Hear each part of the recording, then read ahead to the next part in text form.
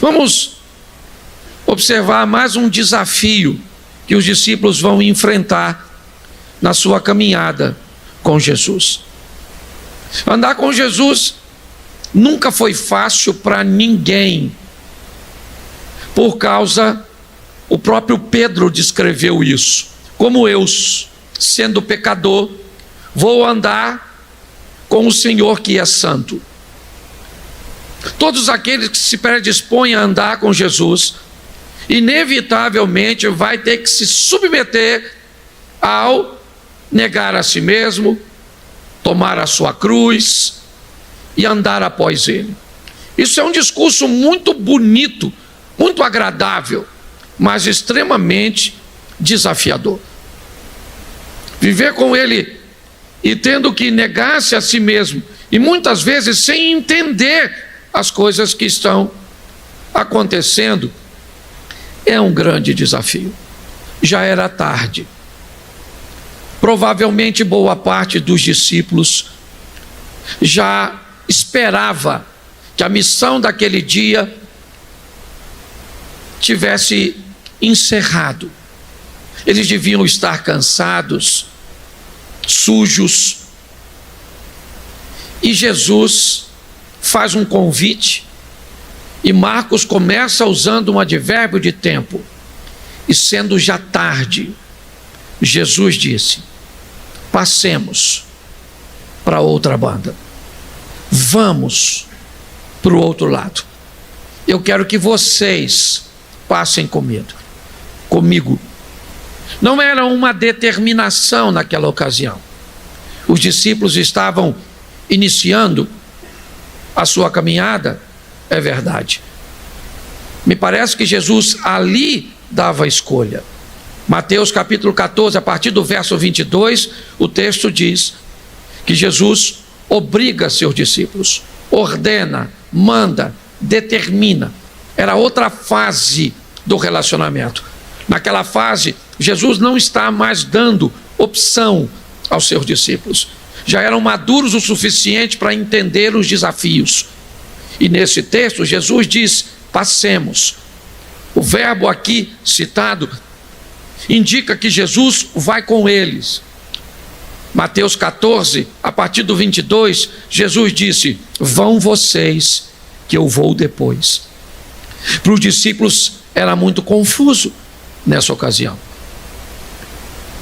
porque se eles tinham a maturidade em Mateus 14, eles ainda eram bem inexperientes em Marcos capítulo 4. Jesus disse: vamos para o outro lado. Que lado é esse? O que tem lá? O que nós vamos fazer lá? Qual é o propósito? Lá é a terra dos gentios. Lá é a terra das pessoas que não têm nenhum tipo de relacionamento com Deus. Lá é a terra da criação dos porcos. O lado oeste, não. Mas aquele lado era um lado basicamente proibido, inapropriado, inadequado. Sabe, aquele ambiente onde nenhum deles gostariam de ir, não há intenção. O que nós vamos fazer lá? E pior, a essa hora, pensa, a essa hora nós vamos entrar no barco e atravessar para o outro lado. E pior, se olhar para frente, está o Monte Hermon. Ele anuncia com muita certeza a descida das tempestades. Ele anuncia de uma forma muito assertiva que um temporal está para vir.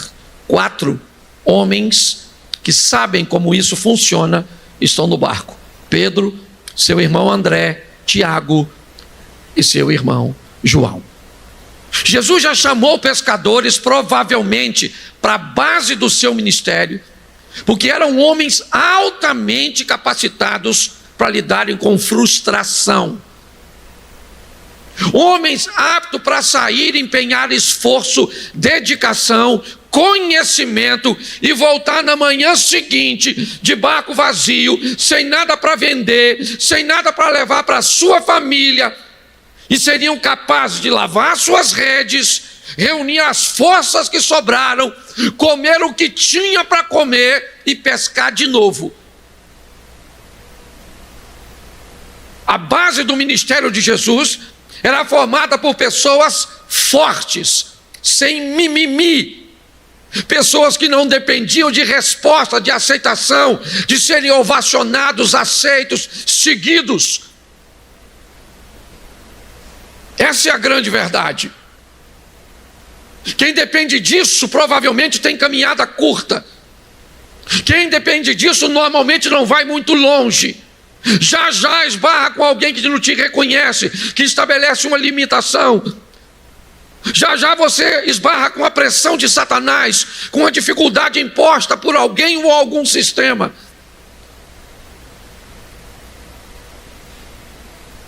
Os discípulos, talvez nem todos, mas aqueles com experiência no mar da Galileia sabiam que não era recomendado.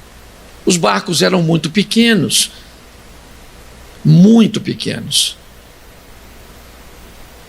estabilidade quase nenhuma. Eles eram tocados ou por remo ou por uma vela pequenina. Então provavelmente eles não estão entendendo que convite é esse. O que nós vamos fazer do outro lado, a essa hora? O texto diz, já era tarde, mas nunca é tarde para o Senhor agir. Nunca é tarde para Ele entrar com providência. Nunca é tarde para que pessoas consigam viver o milagre. Essa é a verdade. Mas não é disso que o texto está falando. O texto está falando tarde de horário. Já era tarde quando Jesus veio com essa história de ir na terra desses caras, nesse lugar, e eles entram. O texto diz, e por favor, quando for colocar a canção, certo? Corrige, porque a canção está escrito aqui, certo? Ele estava na proa do barco a dormir, e não era na proa, era na popa. Nós acabamos de ler esse texto. Então não sei se alguém traduziu errado aqui, ou se quem fez a música não sabia nem do texto bíblico. Tá certo? Mas dá uma corrigida depois para a gente cantar direitinho. Estava na popa do barco a dormir. Bate menos, é mais seguro. E Jesus falou, passemos, mas foi dormir. Arrumou uma almofadinha e foi lá e deitou. Por quê? Porque o papel dele, ele já disse, passemos. Se ele falou passemos, não tem tempestade, não tem demônio, não tem problema, não tem obstáculo, não tem governo, não tem nada. Se ele falou, vai ter que se cumprir. Posso ouvir um amém? Amém. Isso. Agora, isso não significa que tu não vai ter que encarar a tal da tempestade. Ele deita para descansar na popa do barco e vai dormir. E quem é que vem? A tempestade. Se tem um negócio que é para crente, principalmente, é com fartura, é tempestade. Você piscou o olho, parece uma. Às vezes do nada. Quem é casado, então sabe o que eu estou falando. O seu Jesusinho falou uma frase, fechou. Dá trovoada, dá tudo. Certo? E você está rindo de você mesmo, porque você sabe como funciona. Escute só. Jesus foi dormir e lá vem a tempestade. Nós temos nesse barco quantos pescadores? Quantos? 4. Não deve ser difícil para eles. A tempestade vem e eu não sei como é que Jesus, confesso a você, consegue dormir no barco tão pequeno no meio de uma tempestade. Até porque o texto já diz que a água estava entrando no barco. O que indica que Jesus já devia estar molhado. O que indica que não estava dormindo. Estava quieto. certo? Só para ver como é que a turma vai enfrentar o problema, porque ele está treinando os caras. Então os caras estão tentando dar o jeito deles, sim ou não? Sim ou não? Jesus estava no barco? Então quando a tempestade veio, o que é que eles poderiam ter feito? Me ajuda aí. Quem botou ou nos botou nessa furada? Foi ele. Então acorda ele e fala para ele: olha lá, ó.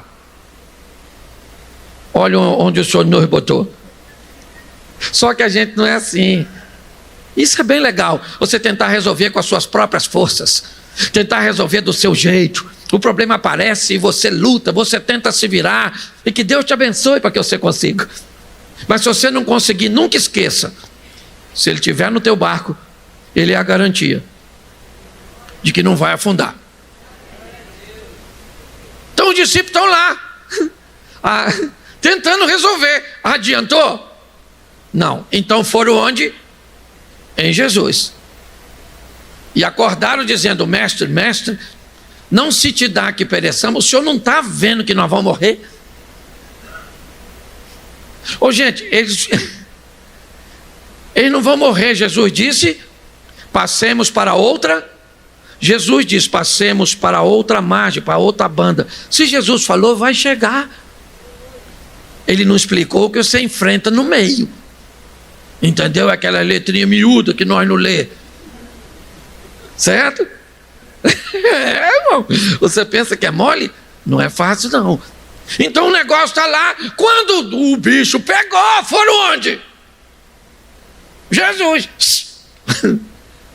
Oh, Jesus.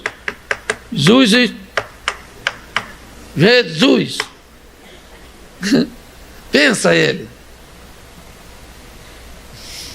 Oi. Nós vamos morrer. E pior, o senhor vai morrer dormindo. Quando o senhor vê, blup, blup, blup, blup. Certo?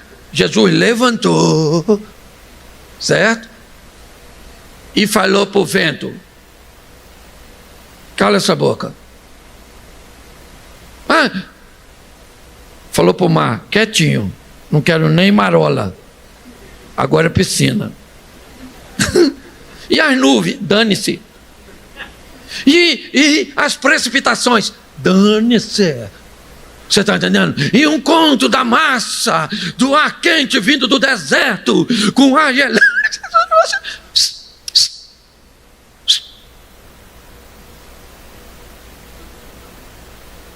O vento, que não é otário, calou a boca. Certo? Vai que nunca mais venta. O mar já sabia que tinha poder desde o Velho Testamento. Certo?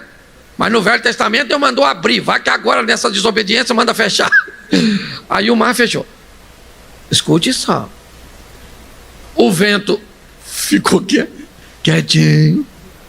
O mar acalmou.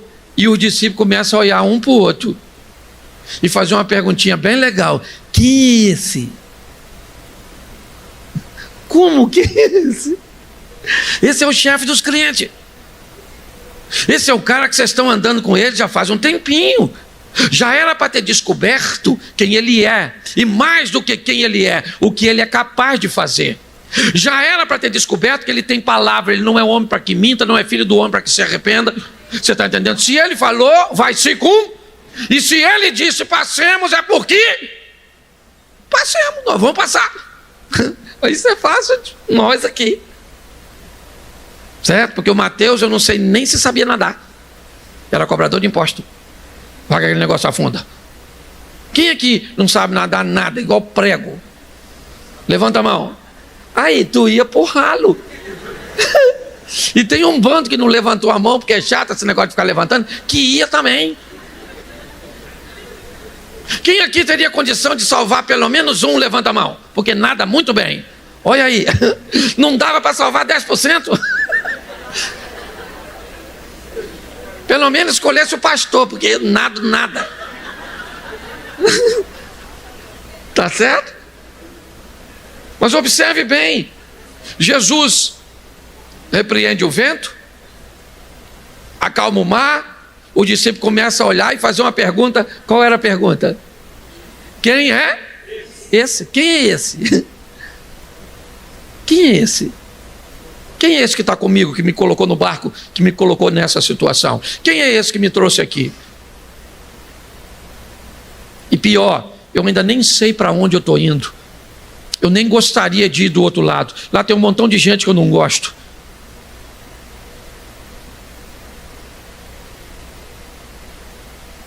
Jesus olhou e disse: por que vocês têm tanto medo? Vocês ainda não têm fé? E aí então o texto diz que eles atracam do outro lado. E assim que eles chegam, se já era tarde quando estava lá, ainda pegou a tempestade para atrasar, ainda chegou, certo? Do outro lado já devia ser bem mais adiantado. O texto não descreve a hora, mas quando ele chega, o indivíduo sai correndo na direção de Jesus.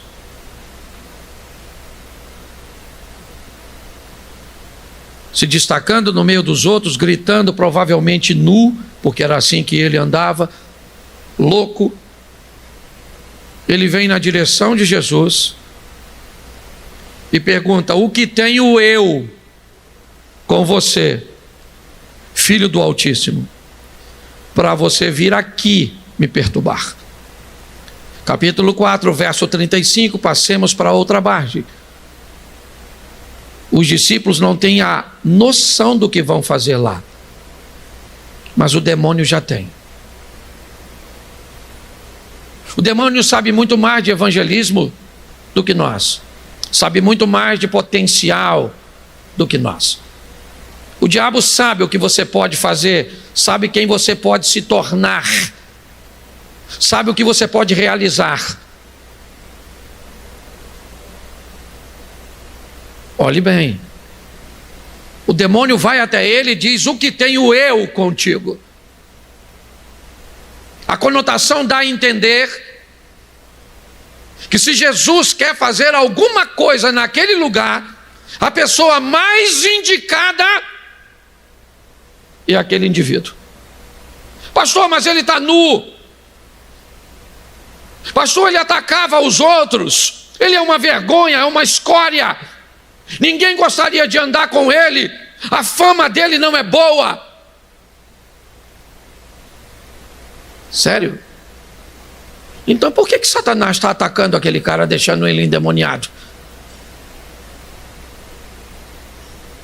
Se ele não serve para nada, por que o diabo está tentando contra ele, contra a casa dele, contra a família dele, contra a vida dele? Então o diabo é um idiota, um bobo, que agora ataca pessoas que não oferecem nenhum perigo à expansão do reino. É isso? Não, ele sabe quem você pode se tornar. Ele sabe coisas a seu respeito que nem você sabe.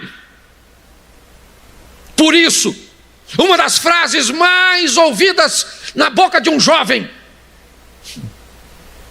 aceitar Jesus agora não, eu sou novo, deixa para quando eu ficar mais, porque aí eu já não tenho a mesma força, o mesmo vigor. Atrasar o agir das pessoas. Jovens, eu vos escolhi porque sois isso. E não é menosprezando a melhor idade, não, mas a disposição, né, de um jovem é muito maior, e o diabo sabe. Jesus não falou nada, ele simplesmente chegou e o demônio vai na direção dele e diz: o que tenho eu, demônio, contigo, filho do Altíssimo? O que tenho eu contigo? Por que você veio aqui atrás desse cara? Ele é meu. Você consegue entender isso? Você consegue entender por que você não tem força para ler a Bíblia? Você consegue entender por que você não tem força para orar? Você consegue entender porque muitas vezes você não tem força o suficiente para acreditar em você mesmo? Você acha que é à toa? Não.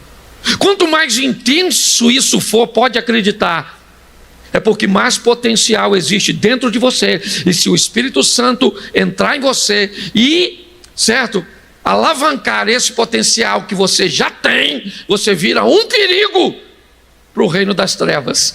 Então te botar desânimo, colocar alguém para te perturbar, colocar um pastor às vezes para te aborrecer, colocar um irmão na igreja para tentar te atrasar, é a pedra de tropeço. O que tenho eu contigo, filho do Altíssimo, para você vir me perturbar? Jesus está com seus discípulos. Não há necessidade nenhuma de perguntar alguma coisa. Ele sabe, mas seus discípulos não. Ele diz: como é teu nome? E aí o demônio diz: eu sou uma legião. Aqui não tem um nome. Aqui tem uma legião de demônios nesse cara.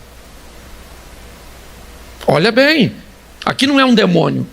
Aqui é um sistema de defesa. Aqui é uma legião para aprisionar esse cara. Porque se esse cara sair desse presídio espiritual, se esse indivíduo sair desse trauma, se essa pessoa vencer esse medo, se essa pessoa conseguir romper este ambiente, isso não vai ficar bom para mim. Então não dá para botar um demônio nesse cara. É uma legião para aprisioná-lo. E os discípulos estão escutando. Jesus diz assim: sai dele agora.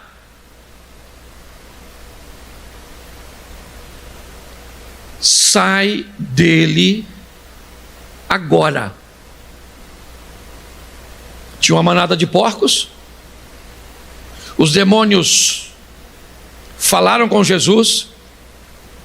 Olhe bem, os discípulos estão recebendo uma lição poderosíssima. Quando ele diz: meu nome é Legião, os discípulos sabem o que isso significa na horda romana. Então, se tem um demônio, era só um porco, mas uma manada. Jesus sabe, os discípulos não. Mas quando todos os porcos começam a correr em direção a um precipício, os discípulos que ainda têm uma visão limitada começam a entender a quantidade de demônios que estava naquele cara. Os demônios então se lançam ao mar, o homem está liberto e Jesus começa a conversar com ele.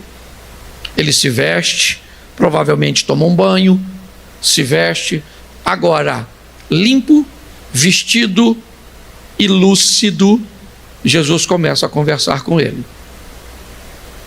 Nisso chega os donos dos porcos, que foram avisados do que aconteceu. Eles vêm, e agora eles veem o homem que andava nu, vestido, que atacava os outros, lúcido.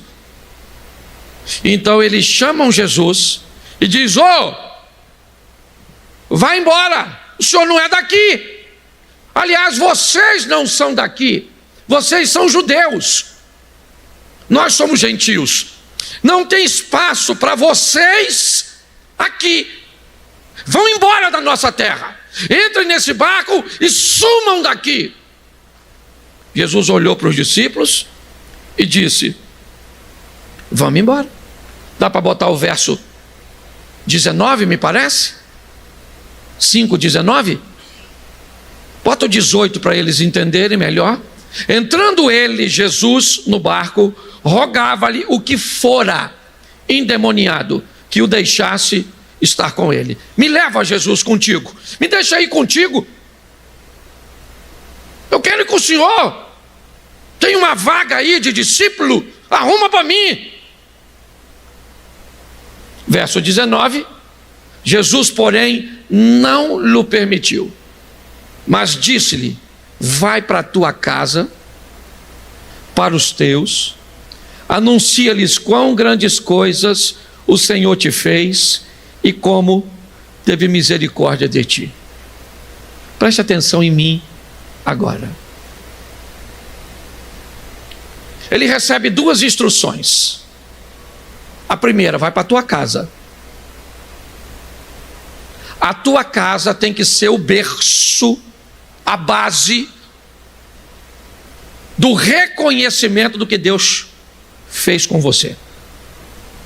Pode zombar de você, pode não gostar de você, pode escarnecer de você, pode fazer tudo isso. Pode nunca dizer para você, escute o que eu estou dizendo, você vai ter parente, vai ter gente na sua casa que nunca vai dizer para você, certo? Que Jesus mudou a sua vida e que ela está transformada. Mas se conversar com os outros, fala: fulano está mudando, rapaz. Não falo para não dar confiança. Mas isso falava palavrão, manguaçava. Ela andava quase pelado. Entendeu? Ele é cachaceiro, a esposa não trabalhava, preguiçoso. Está mudado, menino, está mudado. Mas com você, sabe o que fala? Fica dando uma de santinho. Vai para a tua casa. Para a tua casa. Porque o verdadeiro evangelho, a validação do que Jesus fez na sua vida, vem em primeiro lugar da sua casa. Não precisa estar falando com você, mas quando falar de você, tem que falar direito. Fulano agora está enjoado. Não pode mais beber, não pode mais falar palavrão na frente dele, certo? Não vê mais nada desse jeito, não faz mais uma fofoquinha. Está achando agora que é anjo. Está lá na igreja dando dinheiro para pastor. Eu conheço, eu também tenho família. Eu tenho. E já aconteceu comigo essas questões, certo? Meu próprio pai, às vezes, um amigo aqui da igreja falou: pastor, seu pai está falando mal de você. Eu falei: tá? Ele falou: tá. E meu pai era uma figuraça. Uma vez vieram fazer uma reportagem no SBT aqui, foram lá entrevistar ele. Falou: seu filho é um filho bom? Ele falou: meu filho é um menino bom. Já me botou morando aqui perto do cemitério. Lembra disso, Lezé? Que se morrer é só jogar por cima do muro.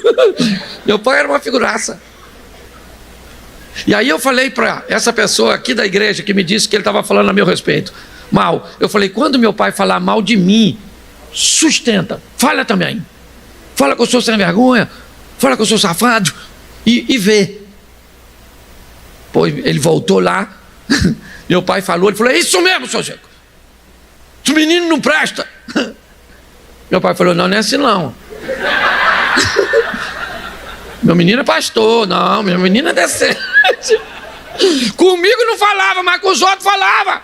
Seu cunhado nunca vai falar que você é um homem de Deus na sua frente, mas por trás de você vai dizer que o Senhor mudou a sua vida e que você não é mais a mesma pessoa. Sua casa tem que engolir o que Jesus fez, mas não vão falar. Com você não fala, mas fala com os outros. E isso é muito legal. Segundo, vá para os teus. Vá para a sua casa e vá para os teus. Vá para o seu ambiente. Vá para as pessoas que te conhecem. Quem trabalha contigo, quem estuda contigo, quem mora perto de você. Esses são os teus. Quem são os teus? Os teus são todos aqueles que Deus te deu para servir de evangelista. Esses são os teus. Eu não sei onde você mora. Você mora onde? Santa Cruz da Serra? Você mora onde? No Parque Paulista? Você mora onde? São Judas Tadeu? Você mora onde? Capivari? Você mora na Figueira? Saracuruna? Jardim Primavera? Campos Elísio? Lote 15? Parque Araruama? Onde é que você mora? Lá estão os teus. Lá estão pessoas que provavelmente eu nunca vou alcançar. Nunca. Você vai alcançar. Vá para os teus. Então vá para a tua casa e vá para os teus e anuncia-lhes, mostra para eles duas coisas. Olha só, duas coisas. Mostra para ele o que o Senhor fez por você. Mostra para essas pessoas o que Deus fez por mim.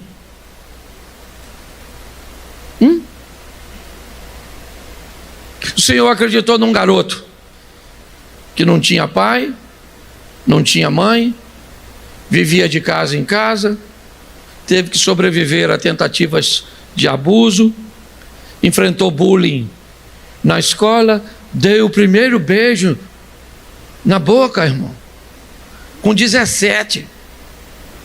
Hoje tem garoto de 10 que já beijou. Eu beijava espelho, já falei isso aqui. E não ri não, porque eu sei que assim de gente já beijou espelho.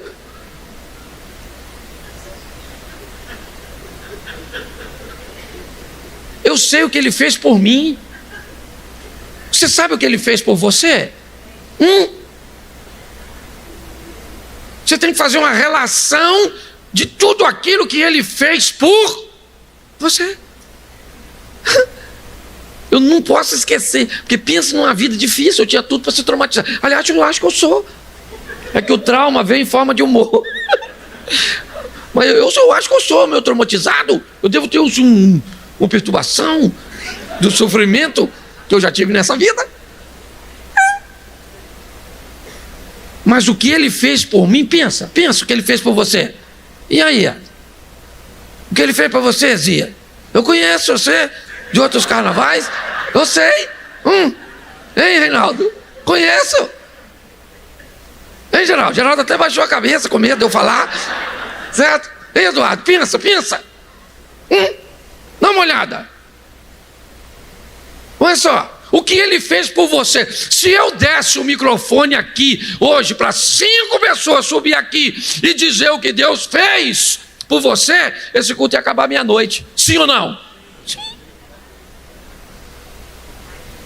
Então vai lá e mostra, anuncia para eles o que o Senhor fez por você. Pensa.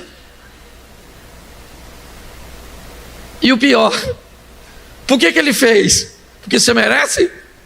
Por causa da misericórdia. E como teve misericórdia de você? Porque tu não valia ela nada. Tem uma mulher que deu uma olhada para o marido agora. O olho de Tandera. Pensa, pela misericórdia, porque a gente não merecia. Entendeu? Não merecia. Se nós olharmos, as pessoas não acreditavam na gente. Certo? O que girava em torno do nosso nome não eram as melhores informações. E aí quem é que resolveu enfrentar uma tempestade, a incredulidade dos discípulos, o improvável, e marcou um encontro com você?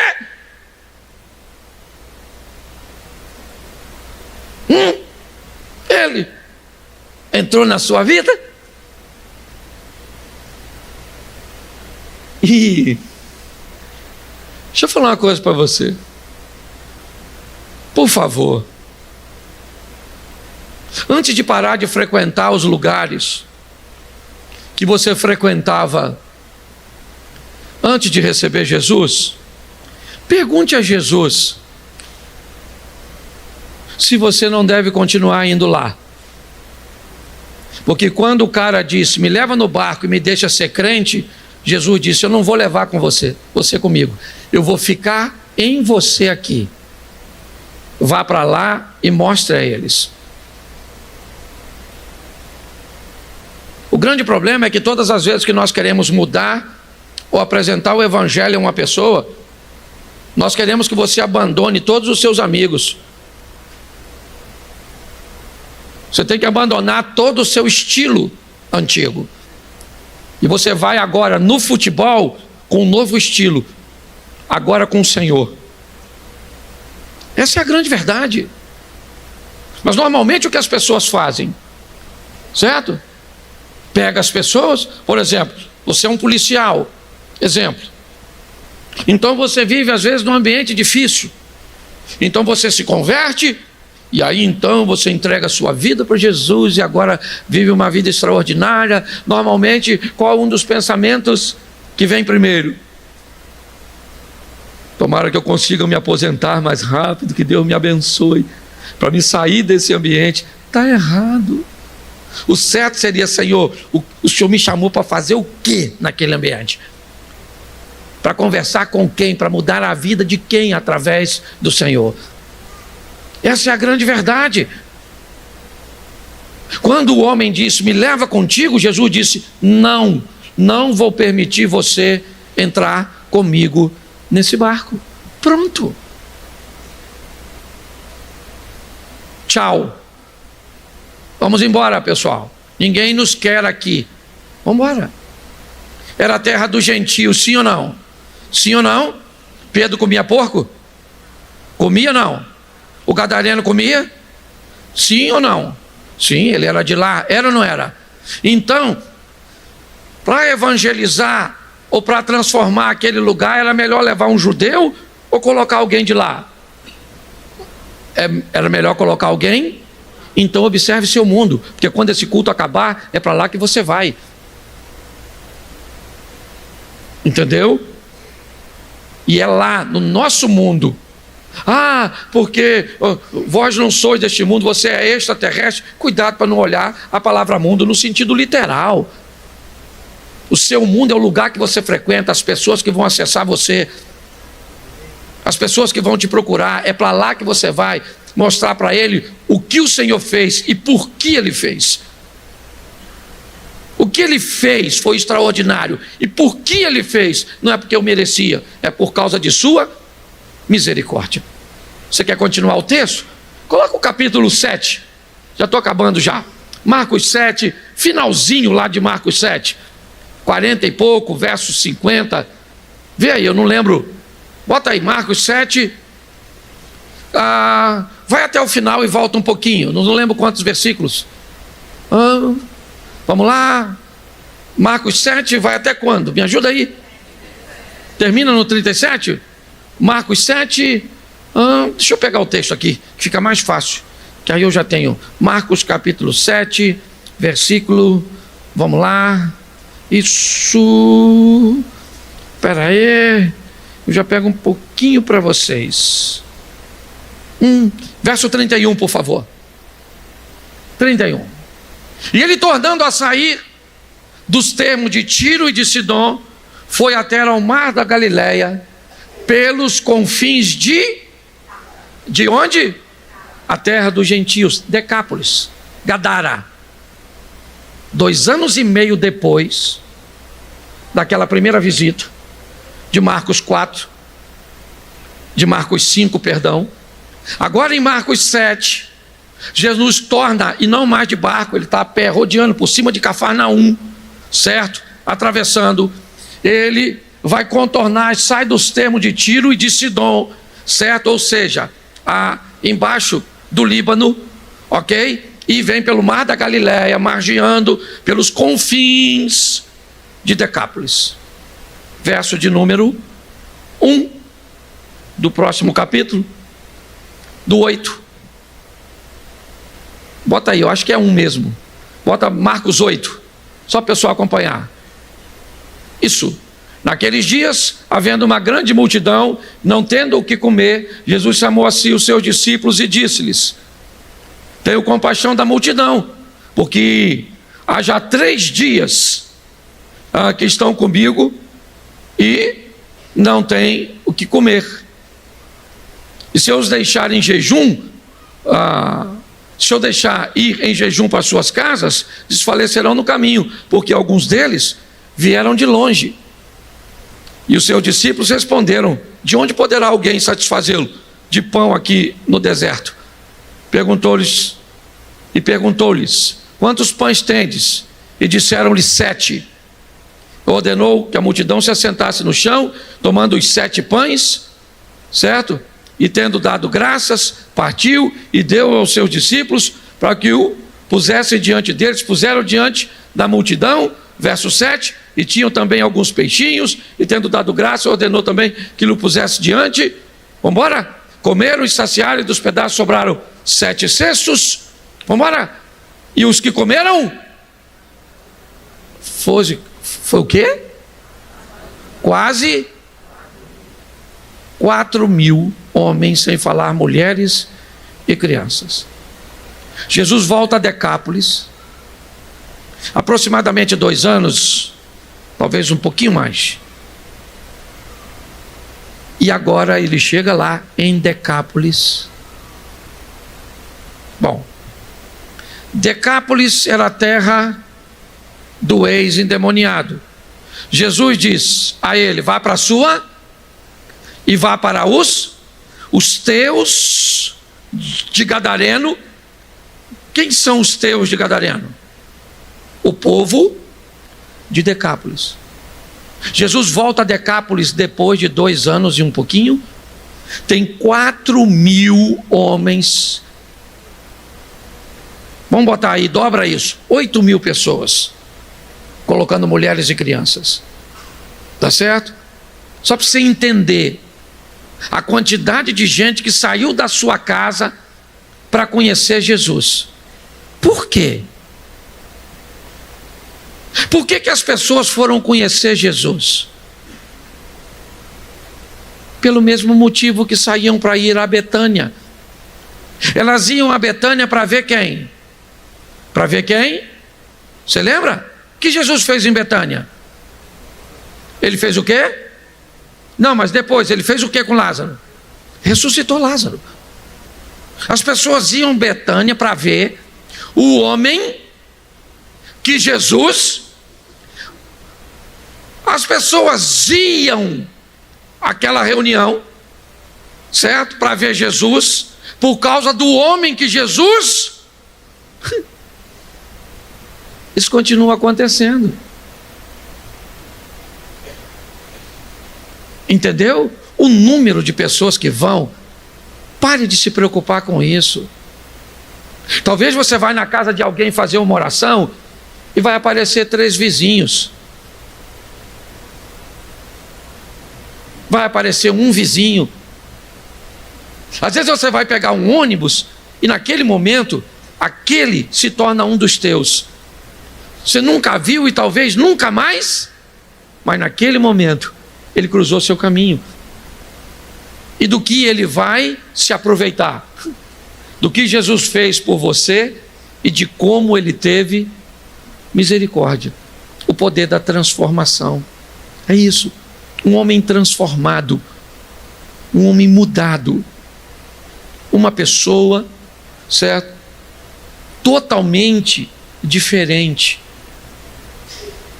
Essa noite eu gostaria que você refletisse sobre isso. Um cara que ninguém dava nada por ele, porque não era para dar. Ele não tinha muito o que oferecer. Os números talvez é o que mais causa confusão. Mas é assim que funciona. Jesus foi lá, evangelizou pronto.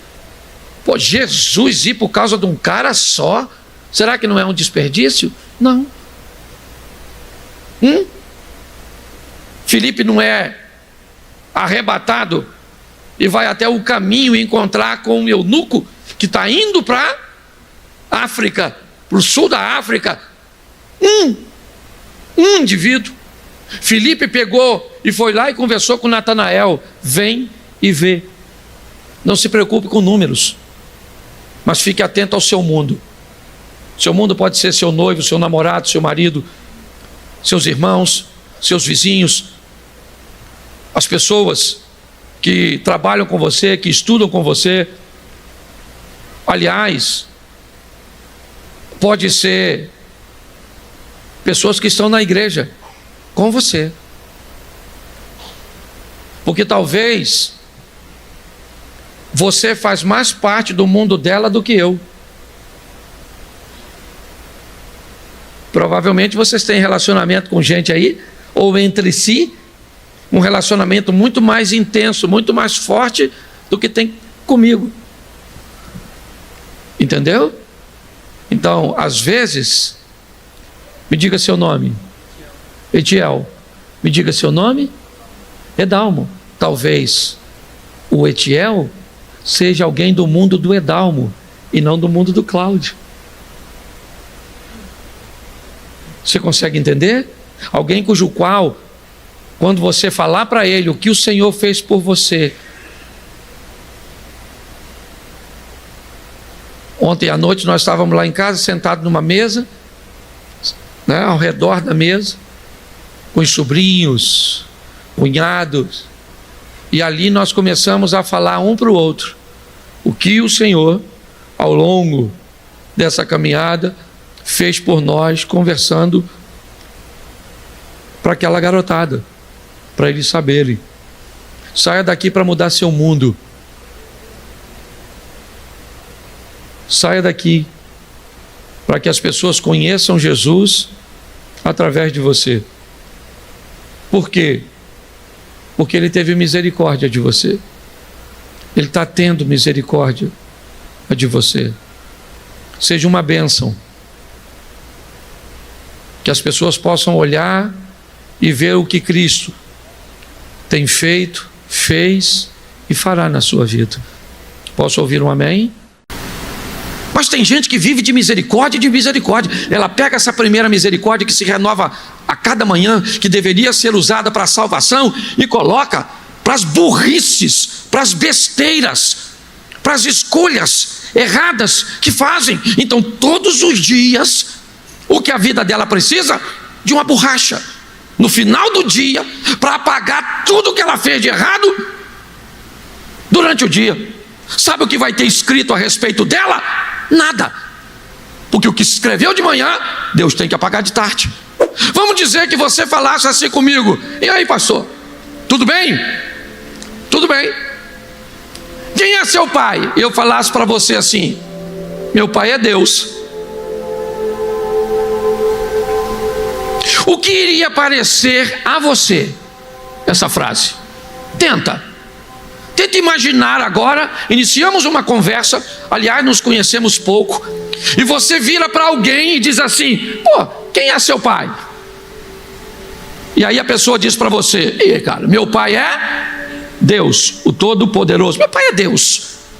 O que você pensaria a respeito dessa pessoa? Pare e pense.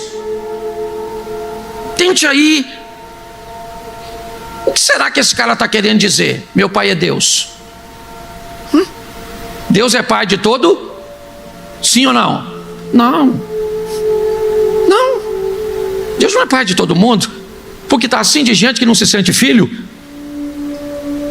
Está assim de gente que não se comporta como filho. Uma das coisas que faz com que um filho seja reconhecido é a similaridade que ele tem com o pai. Então Deus está dizendo: filho meu, nunca esqueça quem é seu pai. Você está com dinheiro? Seu pai é Deus. Você está sem dinheiro? Teu pai é Deus. Você está doente? Teu pai é Deus. Você está são? Teu pai é Deus. Você está cheio de gente do seu lado? Teu pai é Deus. Você não tem ninguém, acaba o culto, você vai embora sozinho, ele ainda é seu pai. Quando você reconhece quem é seu pai, seja franco, parece que você ficou meio soberbo. Está falando que seu pai é Deus, por quê? Não, estou falando porque eu me sinto filho dele, e eu me sinto filho dele em qualquer situação. Você acha que isso é simples, né? Vamos lá. João está no Jordão, Jesus vem ao batismo. Quando Jesus é batizado, uma voz fala com quem? Duas pessoas precisam ouvir isso claramente. O indivíduo que está preparando o caminho, esse alguém quem era? João Batista. E o outro que precisava ouvir isso? Quem? Jesus. Jesus não está num corpo humano? Sim ou não? Então ele vai enfrentar dificuldades humanas? Sim ou não? Então Deus, para o Jesus homem, diz o quê? Você é meu filho amado, em quem eu tenho. Precisava falar isso para Jesus? Provavelmente não. Mas precisava deixar isso como um exemplo para mim e para você, para quando você estiver passando uma dificuldade, quando você se sentir sozinha, quando a situação ficar feia, quando tudo parece estar errado, quando ninguém está do teu lado, quando a enfermidade chegou, certo? Quando a calamidade bateu a sua porta, você tem Deus como Pai. Você quer ver como é que isso é complicado? Jesus termina o batismo e vai para onde? Para o deserto, para ser. A tentação se inicia com a frase: se tu és. Bom, vamos voltar à frase anterior. Este é meu filho amado, em quem eu tenho. Ponto. Afirmando. O diabo faz o quê? Troca a afirmação por uma interrogação, a certeza pela dúvida. Se tu és, como se eu sou? Porque se o diabo convencer você, como tentou convencer Jesus, de que você não é filho, de que Deus não é seu pai, você vai estar em sérios problemas. Então ele está dizendo: filho meu, se aceitarem as minhas palavras. Estranho, né? Quem está dizendo isso é Deus, sim ou não? Sim ou não? Isso. Nós estamos trazendo essa conotação. Se aceitar as minhas palavras, se aceitar, ou seja, você tem a possibilidade de recusar. Se você aceitar as minhas palavras, tá certo? Nem tudo aquilo que os nossos pais, nem tudo aquilo que as pessoas com muito mais experiência nos diz, que se nós evitarmos, vamos evitar uma série de problemas, vamos evitar uma série de transtornos. Nós nem sempre estamos dispostos a aceitar. Deus poderia nos obrigar, mas não é assim que funciona. Ele diz: meu filho, se você aceitar as minhas palavras e esconder contigo os meus mandamentos. Olha só, a palavra você aceita, os mandamentos você esconde. Os mandamentos, as minhas palavras e meus mandamentos, primeira pessoa. Deus está dizendo: se você, certo, aceitar as minhas palavras e esconder os meus mandamentos. Você só usa essa expressão esconder normalmente sobre duas situações. Você só esconde normalmente duas coisas. Para você esconder algo, uma, ele é muito valioso. Duas, ele é muito vergonhoso. Para você esconder alguma coisa, ou é muito dinheiro, ou é algo de muito valor, ou é algo de muita responsabilidade, que tem valor para você, é uma foto, é um objeto, é alguma coisa que ela é valiosíssima. Então ela não fica no alcance das crianças, ela não fica para qualquer pessoa ver, ela não fica em qualquer lugar, é numa gaveta, é por trás de alguma coisa, é dentro de uma bolsa, dentro de uma sacola, é dentro de um cofre, é num banco, é assim. Ou então ela é escondida por uma senha do celular, por uma caixa, certo? Onde as pessoas não podem acessar. Nós só escondemos coisas se elas são muito valiosas ou muito vergonhosas. Deus está dizendo: esconde os meus mandamentos. Porque se você esconder meus mandamentos, eles viram seus. Eles têm para você valor. E se meus mandamentos tiver para você, e aí é mandamento mesmo, pega lá os 10 e manda bala neles. Entendeu? Amai a Deus sobre todas as coisas, amai o próximo como a ti mesmo, honra o teu pai e a tua mãe, não cobice nada do próximo, não mate, não roube. É isso aí mesmo. E isso eu faço o quê? Aceito? Não. Isso eu escondo. Por quê? Porque me traz vergonha? Muito pelo contrário. Eu escondo porque é valioso. E por que eu tenho que esconder? Porque tudo aquilo que eu escondo eu não quero que ninguém roube. Então eu não quero nenhuma conversinha de um professor de filosofia numa universidade. Eu não quero nenhum desenhozinho, nenhuma novelinha. Eu não quero nenhum teólogozinho, certo? Que sabe muito menos do que pensa saber, sendo capaz de roubar o mandamento do Senhor do meu coração, da minha vida. Se aceitar e se esconder contigo os meus mandamentos, vamos lá, porque é muito conteúdo, eu estou só no 1. Para fazeres atento a sabedoria ao teu ouvido e para inclinares o teu coração ao entendimento. Olhe bem, vamos lá. Então para que eu vou reconhecer que eu sou filho? Então eu sei quem é que está falando comigo, meu pai. Você quer olhar para Jesus e dizer: qual pai que o filho pedindo um peixe lhe dará uma serpente? Um pão lhe dará uma? Então Jesus, Deus está dizendo, o pai está dizendo aos filhos: olha só, se você aceitar minhas palavras, o que não é fácil de aceitar, não é fácil aceitar não, porque muitas coisas que o pai fala, nós não estamos a fim de obedecer, nós não estamos a fim de aceitar. Parece que são limites, certo? Que não vão trazer nenhum prejuízo para nós. Foi assim desde o início.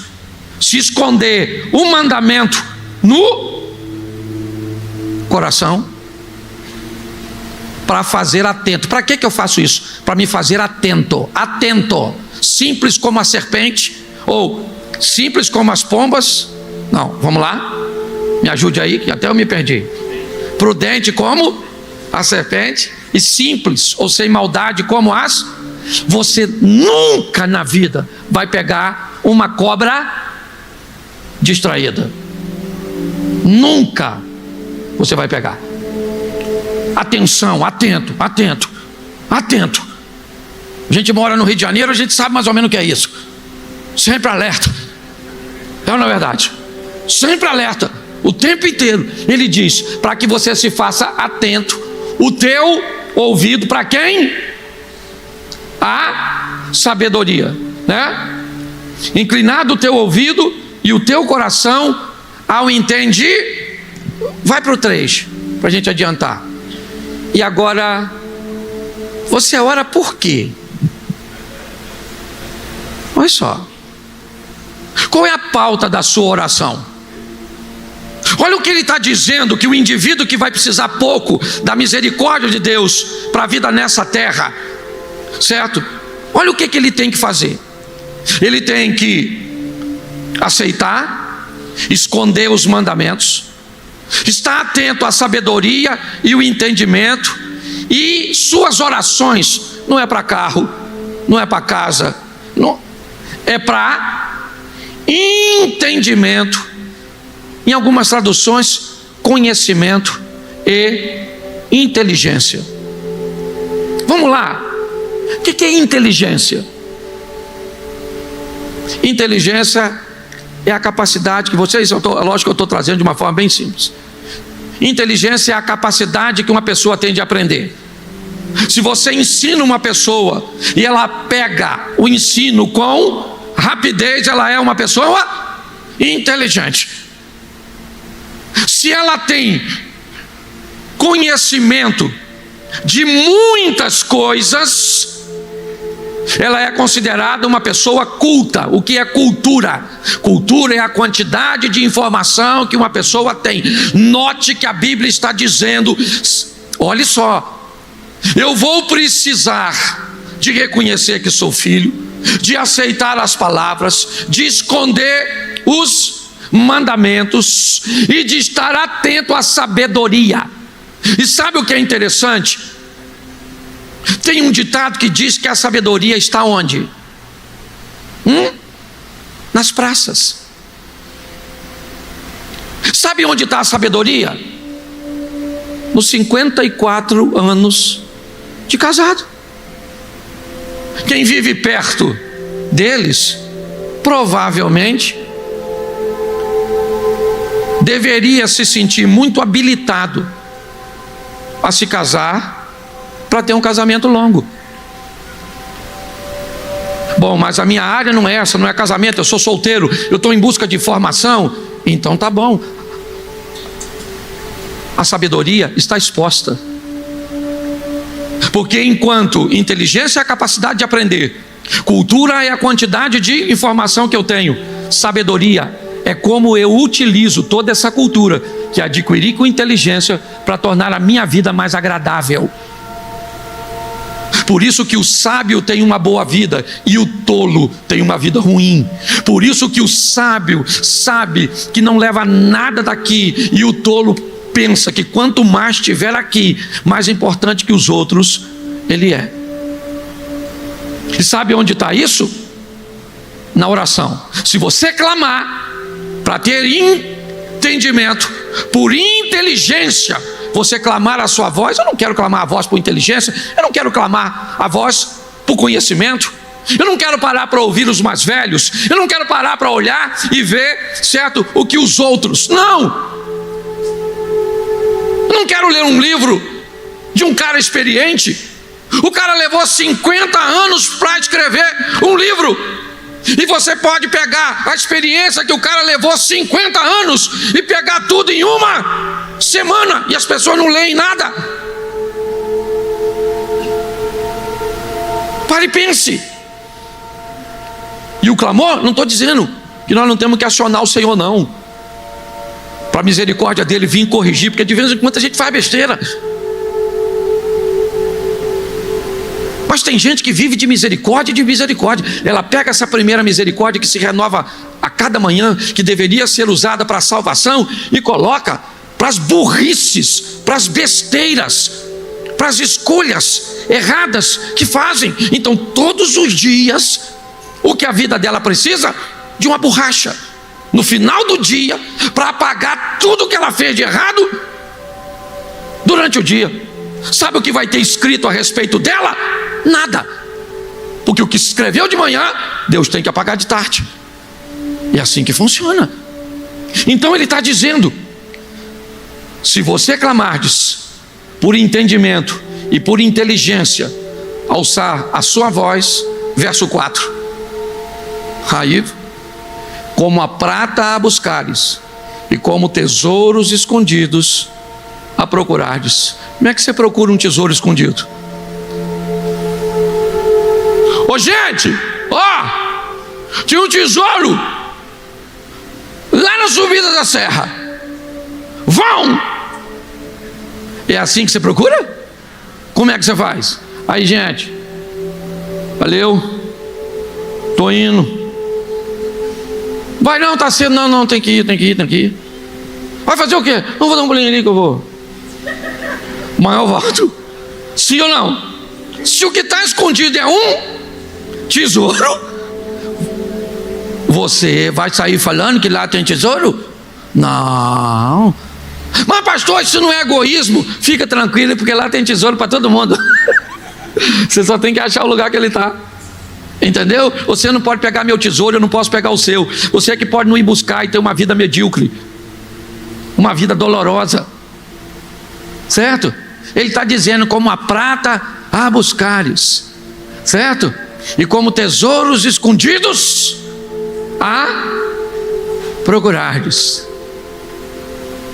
O último versículo. Então você vai entender o quê? O que você vai entender? O temor do... E acharás... Deixa eu falar uma coisa para você. O cara que encontra aquilo ali, ele vai bem em todas as áreas da sua vida.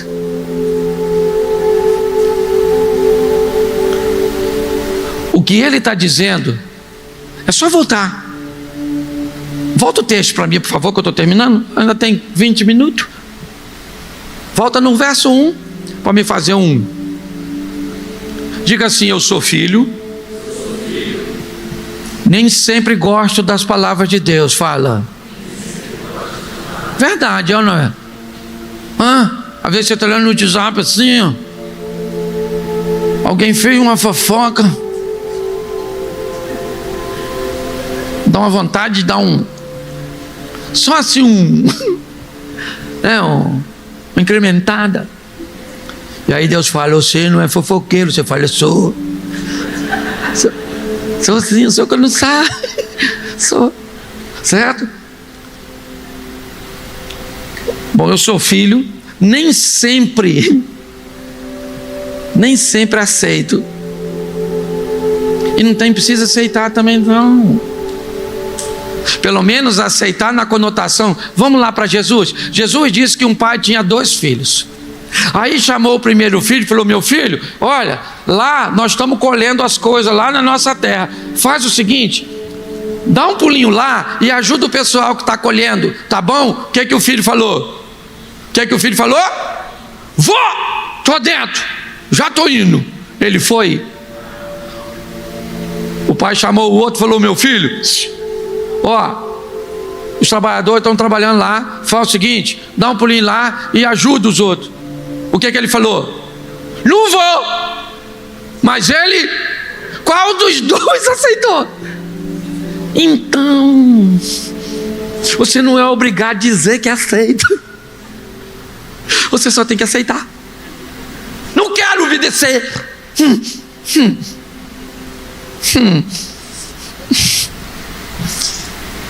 Tá bom, eu vou. Mas eu não quero. Entende? Entendeu? Você sabe muito bem do que eu estou falando. Não me olha com essa cara. Você sabe muito bem quando acontecem as coisas, certo? Que você não quer, porque aceitar não é sempre Mas por que você acaba fazendo? Porque os mandamentos deles estão onde? Escondido. Onde? Aqui, ó. É ou não é? Dá vontade de você não obedecer. Aí quem vem? Os mandamentos, olha. Aí você começa a colocar: não matarás, honra o teu pai e tua mãe. Note que honrar pai e mãe é tão difícil que tem que ter até promessa. A Bíblia instrui tudo certinho, ó. Tá lá, ó. Satanás e a mulher. Olha o que a Bíblia diz: resistir o diabo e fugir da mulher. Olha o que a Bíblia está dizendo. Pensa num bicho perigoso. Mulher, é ou não é verdade? É mais perigoso que o diabo. As mulheres estão rindo dela mesmo. Legal. Foi só para... Você consegue entender? Está lá, ó. Esconde contigo. Está escondido. Por que eu obedeço? Porque tem algo que está dentro de mim. Às vezes eu nem estou a fim de obedecer. mas eu obedeço porque está dentro de mim, Deus colocou, e Deus vai ser honrado por aquilo que está dentro de mim, porque está escondido, ninguém está vendo. Não é se você está afim ou não, é se Deus está escondido dentro de você na palavra dele. É se a palavra dele está lá dentro, sua mulher não está, seu pastor não está, seu patrão não está, seu pai não está, não tem ninguém lá. Quem tem é Deus, porque ele é seu pai, está escondido dentro de você. Posso ouvir um amém? Amém. E voltei até a pregar tudo de novo, porque o tempo estava sobrando. E para caçar o que? Sabedoria. Sabedoria tem a ver com qualidade de... Todas as vezes que você vê um sábio, o cara vive bem. Se ele tem muito, ele vive bem. Se ele vive pouco, ele vive bem. Tem sábio vivendo com pouco, tem sábio vivendo com muito. Tem tolo vivendo com pouco e tem tolo vivendo com muito. O sábio, certo? Com pouco ele é feliz, sim ou não? E o sábio com muito, ele vive feliz, sim ou não? O tolo com pouco vive ruim, sim ou não? E o tolo com muito também vive ruim. É esse estilo de vida. Ô gente, posso te trair? Não. Pode não. Mas eu sou bom, eu estou vendo. Mas não quero não. Coração sábio, atento, certo? Para aprender sobre... Último versículo. Agora é para terminar mesmo. Então entenderás o temor, e o temor do Senhor é o princípio da sabedoria. Está lá na Bíblia. E você vai achar o conhecimento de quê? De como ganhar dinheiro. Silvio Santo. Em como ele diz, fazer 10 milhões num curso do coach. Em como ter o conhecimento de... E aí a Bíblia diz: conhecei e prossegui em conhecer quem? O Senhor, a Deus. Todos os dias, conhecei e prossegui em conhecer. Cada dia que você conhece, fica mais fácil. Quem aqui é casado há muito tempo, você chega em casa, olhou para sua mulher, você já sabe. Tá bom, tá ruim, tá chateado, tá com dor de cabeça. Não, os meninos fizeram bagunça, gastou demais, vai vencer o cartão. Seu marido chegou, só olhou, você já sabe. Olha, já vem outro para cima de mim hoje, ó. Oh, meu Deus, dá livramento desse negócio. Não é? Ou então está irritado, está isso, está aquilo, está aquilo outro. Por quê? Porque à medida que a intimidade vai aumentando, você nem precisa falar mais. Você já ouviu a Bíblia dizer que antes que a palavra chegasse à boca, Deus já sabe. O que é isso? Isso é uma definição de intimidade, não simplesmente de soberania.